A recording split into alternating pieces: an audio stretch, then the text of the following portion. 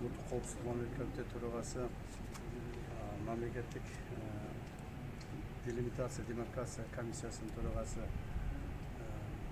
Etiyen Sayın Sattarishмен чогуу протокол кол койдук. Ал протокол негизги маанisi бүгүнкү Кыргызстан жана Тажикстан менен болуп аткан конфликтти токтотуу, мындан ары конфликттин кесепеттерин жоюу жана мындан ары конфликтке жол бербөө максатында кол коюлган протокол болду. Ал протоколдун негизинде жергиликтүү бийлик органдары күч түзүмдөрүнө жергиликтүү бийлик органдарына биринчи тапшырма коюлду жана ушулар аткарылды. Аны биз өзүбүз көзөмөлгө алып турабыз.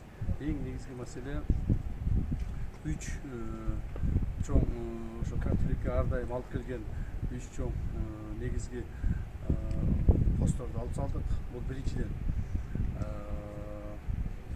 Тажикстан тараптан Бидок погран заставасы, Кыргызстан тараптан Тамдык погран заставасы толук бойдон алынып, консервация болуп, ал жерде аскер кызматкерлери дагы жана жөнөкөй адамдар дагы болбой турган болду. Экинчи, Кыргыз тараптан Булак башы, Тажик тараптан Көк погран посттору, алар дагы толук ушундай болуп алына турган болду. Үчүнчүдөн Тажик тараптан Кайратчыкум, Кыргыз тараптан Каттатуз посттору толук бойдон алынып, ошол жерлерде жана башында айткандай бир дагы аскер кызматкери жана жөнөкөй жарандар болбой турган, ал жерге эч ким чыкпай турган болду. Андан сырткары Кыргыз тараптан Дача посту, Тажик тараптан Шаршене посту алына турган болду.